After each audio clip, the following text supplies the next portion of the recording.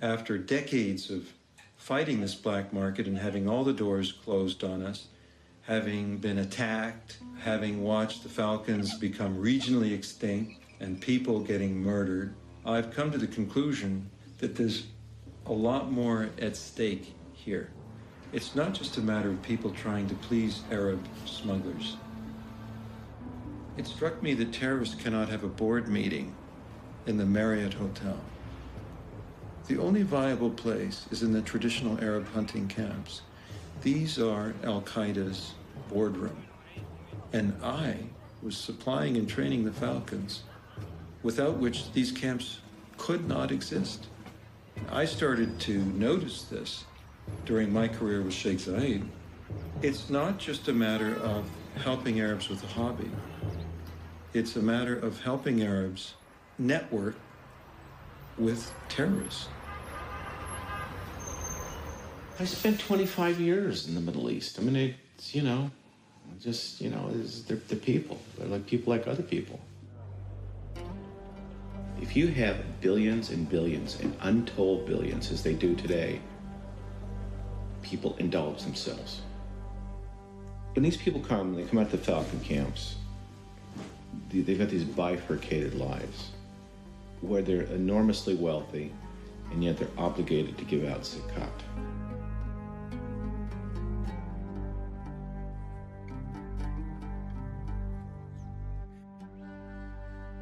A lot of this zakat goes into fundamentalist schools. And when they hold a majlis out in the desert with the Pakistanis, with the generals, and hand out the money, and you've got a Pakistani leadership that wants to use Islam to unify the country, it's all done in one business meeting. Falcons, madrasas, buying off generals, buying off the army, funding the Afghan resistance. The princes, the royal families in the Gulf paid for Al-Qaeda. They would meet with Al-Qaeda people at the falconry camps. I mean, this has been seen on overhead. We know it exists. You show up and you say, here is $100 million in cash. Take the money, and they're buying redemption, if you like, as a Catholic would. It's like going in and lighting a candle for them is giving this money. The entire 9/11 operation was not funded out of bin Laden's personal pocket. It was not funded by Taliban. It was funded out of the Gulf. Falconry camps are just a metaphor for the way business is done in the Middle East. If you're going to send money to bin Laden, you do not want to send it by bank transfer. All that Gulf money came through falconry camps, came in cash, fly the airplanes in, leave the cash, come home. And no, there's no proof. I mean, how hard is that? It's called money laundering. Before September 11th, the State Department was concerned about these falconry hunting camps because they were part of a pattern of contact between the UAE, elements of the UAE, and elements of Taliban-ruled Afghanistan, including Al-Qaeda. Airplanes flew in violation of U.S. sanctions. There were other concerns about flights between the UAE and Afghanistan that might be carrying weapons or other materials to support Al-Qaeda and the Taliban. When the United States and Pakistan entered into cooperation against the Taliban, the Pakistan government disclosed to the Americans the existence of an airfield in Pakistan that was entirely dedicated to falcon hunting. It was a sort of transit point for visiting sheikhs from the Gulf to their camps, and the United States had no idea that it was there. So that's a signal of the kind of infrastructure that was associated with these camps. In the winter of 1999, the CIA encouraged a group of Afghans that were working for the agency to try to locate Osama bin Laden reliably enough so that the president could consider ordering one of these cruise missile strikes. These Afghan agents gathered information that Osama bin Laden was going to attend a falcon hunting camp in the deserts south of Kandahar that had been arranged by guests from the United Arab Emirates. The CIA, as its first step, ordered satellites above this location and took photographs of the camp in some detail. They showed hunting camps, they showed the C-130, the camouflage pattern on the airplane, and the tail number led the Central Intelligence Agency to conclude that it belonged to the government of the United Arab Emirates. The host of that camp was Sheikh Hamdan bin Zayed Al Nahyan, the UAE Minister of Foreign Affairs. He was hosting Osama bin Laden in this falconry camp as a VIP guest. You see the foreign minister's airplane there. Normally, then you sit the guy down and say, all right, who was at the camp? How was this arranged? How did you get, who was the Taliban? And the guy sits down and submits to a briefing because the man's indicted, bin Laden. Or he sits you down and says, he was never there. You get some sort of answer, but we are too afraid to go in and ask those questions because we need cheap oil and we need jobs after we leave the government. Then in the early winter of 1999, when the CIA came up with a plan to attack a hunting camp in Afghanistan at which it felt that Osama bin Laden was present or was not present, that recommendation or that plan was ultimately aborted. Did you recommend against that plan? Yes, Senator. What I did was to call the Director of Central Intelligence and say that I had finally been presented with satellite photography of the facility. And it was very clear to me that this looked like something other than a terrorist camp. It looked like a luxury hunting trip. And I asked him to look into it personally. When he did, he called back and he said that he was no longer recommending the attack. But Richard Clark only referred to it as a luxury hunting camp, and he had the luxury of overhead viewing with satellites to see these camps. Yet to our government, to our people, he referred to a city, a tented city, as a luxury hunting camp, and he called off the bombing. There had been negotiations throughout this period over a large purchase of American fighter jets from American corporations by the government of the UAE. The Counterterrorism and National Security Advisor, Richard Clark, had been involved in those negotiations.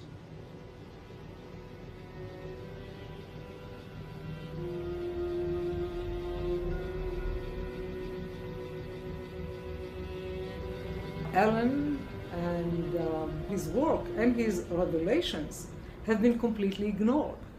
And it's not like he came and he said he saw something. He has everything documented. He has film, he has documentation, he has correspondence. He almost lost his life in Mongolia and other places. It's not like he's coming and he's just making allegations. There is heavy documentation, yet nobody was willing to act upon it. Why not? It's money. The people in the State Department, the National Security Council, the White House, know that when they leave the White House, that's the end of their government service, and they need money. You cannot afford to offend the Gulf Arabs because they've got the money. It's the golden rule. You has the gold, makes the rules. Of course, the question always comes up, if bin Laden would have been taken out at that particular money camp, would there have been a 9/11? Bin Laden, of course, and his operators planned 9/11, and they planned it in Afghanistan. So perhaps if action would have been taken against the targeted information and intelligence we had of that particular money camp, of bin Laden being there, in all due respect, for all the naysayers and people who look at this, could we have prevented 9/11? The fact is probably by taking out bin Laden in 1999 and many of his operatives, 9/11 may not have happened. 9/11, since 9/11, there's been no investigation of the Gulf, the financing. There's been no pressure put on Saudi Arabia, on the Emirates, or any other country to explain why they protected bin Laden and why the administration did nothing. Our war on terror begins with Al-Qaeda. But it does not end there. It will not end until every terrorist group of global reach has been found, stopped, and defeated. Every nation in every region now has a decision to make. Either you are with us or you are with the terrorists.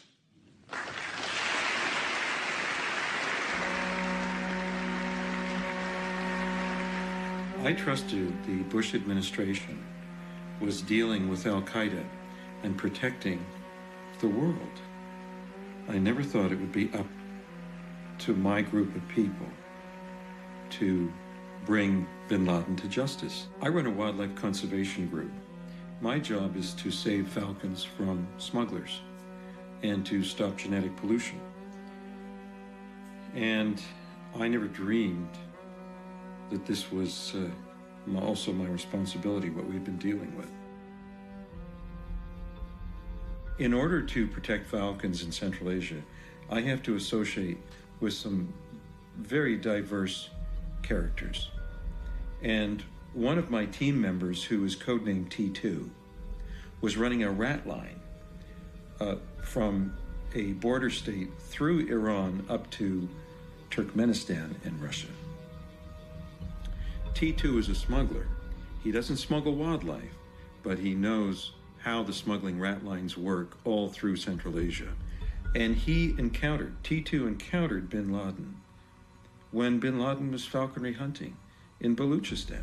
6 meetings happened. At that same time, the Bush administration was telling the world that bin Laden was living in a cave in Waziristan. And as a result of the administration's disclosures, billions of dollars were allocated, territorial incursions were forced onto Pakistan while their civilians were bombed, all in the hunt of al-Qaeda's leaders, who are today living in Iran. Fact is, bin Laden doesn't live in Waziristan. He doesn't have a home there. He doesn't have a post office box there. He is a guest of the Iranian government. When Alan and his group first approached me, I was really intrigued by the idea that maybe we could do a good job and help the U.S. government locate Osama bin Laden. I think the most intriguing thing about the information that Alan's source provided was the ability to electronically triangulate Osama bin Laden's location. Each of Osama bin Laden's falcons were equipped with a little backpack that had a radio transmitter. And they broadcast on a unique frequency so that Osama bin Laden could always track his birds down and retrieve them. Well, these unique frequencies had a range of some 10 miles in cluttered area and over 100 miles in line of sight. So my thought was it should have been a very simple thing to establish a listening post outside the Iranian border, but capable of sweeping this area, looking for those frequencies during the falcon hunting season, and then triangulate where those frequencies are coming about, and that would give you the true location of Osama bin Laden within, say, a square mile. In 2005, after we had received some very credible and corroborative intelligence based on the sighting of bin Laden in Iran in November of 2004, we had processed a lot of information intelligence to the FBI and to the Pentagon and to Secretary Rumsfeld and his assistant secretaries, undersecretaries. We had looked for some follow-up by our military and by our intelligence people to validate or invalidate the information we received. I had just returned from Israel, from the Middle East, and went to the Pentagon when I got back, and then reinforced with the Assistant Secretary of Defense for Special Operations the intel that we had on bin Laden. Nothing happened. My attorney works in the intelligence community. He had a frank discussion, and he was told, yes, we know bin Laden's in Iran. It's a trade secret. Leave him alone. Then 2 of those CIA officials told my attorney, if your team goes into Iran as they are planning, to catch bin Laden and deliver him to the United States. We will leak your activities to the Iranian Revolutionary Guards. And when you are in the desert chasing bin Laden, a helicopter will appear on the horizon and it will take you to Iranian prison. They will do our dirty work for us, so leave him alone. I spent a lot of time debriefing Iranian defectors, people who have worked for various Iranian intelligence organizations, and for whatever reason, they thought they were about to be killed, their families were in jeopardy, they decide to leave, and they come out with something. They generally come out with documents, with information, things that they think that they can use to provide for their family in the future. Now, one of these defectors came to me in early 2003, and I cite his information in my book, Countdown to Crisis. And he told me of meetings that took place in Iran before the September 11th attacks between Ayman Zawahiri, number 2 of al-Qaeda, and the Iranian leadership, and between Saad bin Laden, the son of Osama, and the Iranian leadership. These meetings took place in January of 2001 and in May of 2001. And he provided this information to the CIA in July of 2001, but they were not interested and they blew him away. It's one of the reasons why the CIA has been reluctant to talk about what they knew before the 9/11 attacks about al-Qaeda involvement with Iran, because in fact they knew a lot.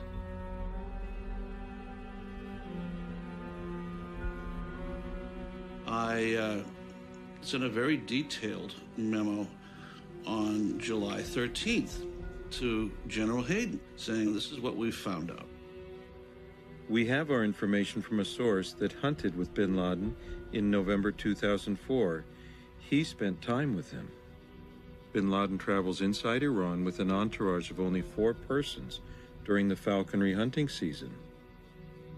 Alan and his team have a plausible eyewitness who actually spent time with Osama bin Laden and asserts that he can repeat this, that he can actually get himself back into Osama bin Laden's camp at will. The source learned the frequencies of the telemetry transmitters on each of bin Laden's falcons. Bin Laden uses the same 3 frequencies while he's hunting. Now, at the very least, one would think that the CIA would want to meet this guy. At this point, this is my 3rd attempt, and so I sent the letter out certified mail. Now, CIA doesn't sign certified receipts, but we had proof that it was mailed. And on the per instructions, I put a certain notice on the outside of the envelope, and a friend of a friend in General Hayden's office made sure that it was on the top of General Hayden's inbox. Well, another copy went to the head of the National Clandestine Service. Another copy went to NSA. You can say, you know, maybe one of these got lost in bureaucracy, but not all of them. There was another 8 months of silence. So I raised the funding and took a team in to the mountains of Afghanistan, Tajikistan, so that we could find T2 and interview him for a first-hand account. It took a month to organize this interview with T2. T2 made tremendous concessions and made a huge risk to grant this interview. In exchange for that, we had to concede to protecting his identity. T2 arrived wearing a balaclava, gloves, and sunglasses. He insisted that his voice be scrambled and took every precaution to protect not only himself, but his village.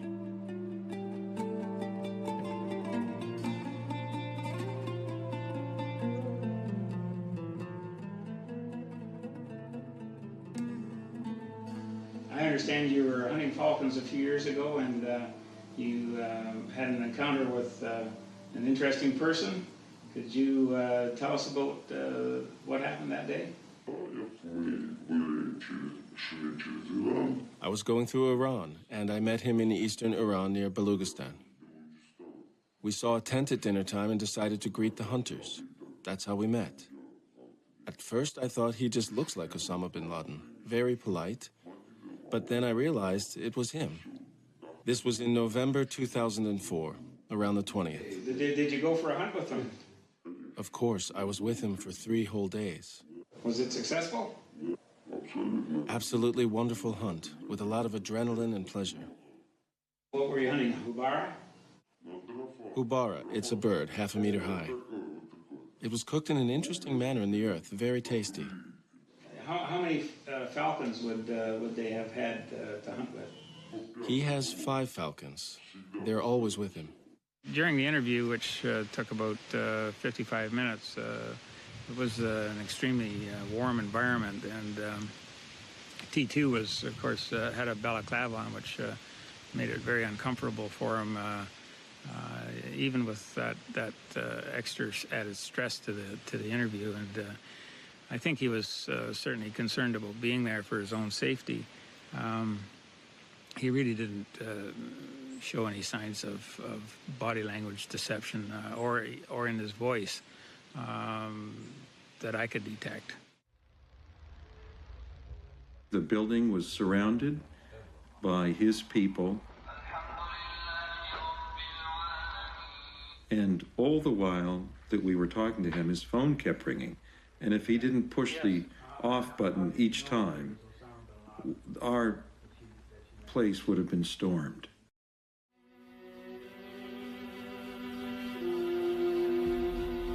Right after 9/11, there was a $25 million reward offered for the capture of bin Laden. And in 2007, the reward was doubled to $50 million, plus civilian groups, Airline Pilots Association, offered millions more.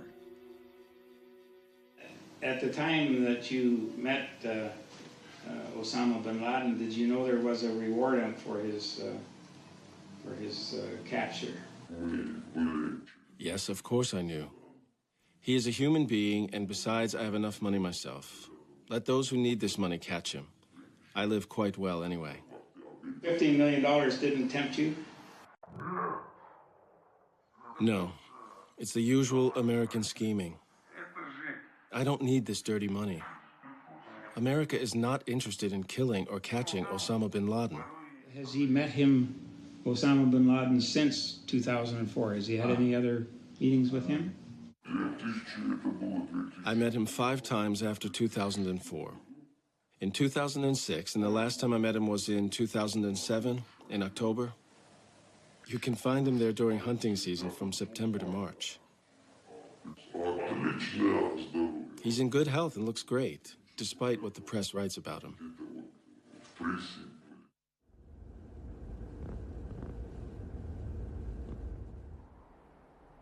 Here's a guy who goes on vacation every year and bumps into Osama bin Laden. But nobody in U.S. intelligence ever wants to meet the one individual who apparently is able to walk in and sit down with Osama bin Laden at will. That's astonishing. I've also had contact with Iranian defectors who were able to get information out and told me about this in early 2005, about a meeting between Osama bin Laden and senior Iranian government officials, specifically the head of the Supreme Leader's office, Natek Nouri, the former head of the parliament. And he met with bin Laden, according to this source, in November of 2004 in northern Iran. You know, it's extremely significant that you're getting these different reporting streams from completely different sources, independent of each other, about Osama bin Laden meeting with Iranian officials at the same time, in the same month, in Iran. I think this is incredibly significant. I think it's the kind of corroborative evidence that one always looks for when you're going into this murky world of intelligence and terrorism. T2 represents the first friendly penetration of bin Laden's entourage since Tora Bora. Why is it that nobody will listen to me? Nobody answered our inquiries. Nobody answered our requests for disclosures. We just encountered deafening silence. What the hell is that all about? In the 6 years since our nation was attacked, I wish I could report to you that the dangers have ended. They have not. And so it remains the policy of this government to use every lawful and proper tool of intelligence, diplomacy, law enforcement, and military action to do our duty to find these enemies and to protect the American people.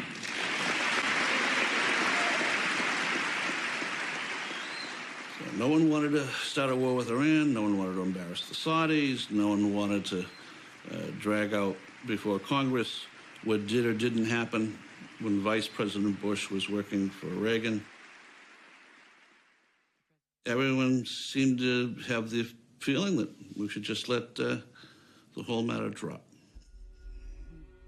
I wonder how the families of the victims of 9/11 feel about that.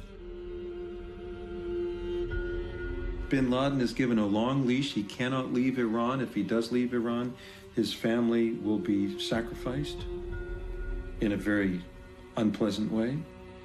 And finally, in December 2009, Bin Laden's son comes out and explains that his family has been under house arrest in a gated compound north of Tehran since 2001.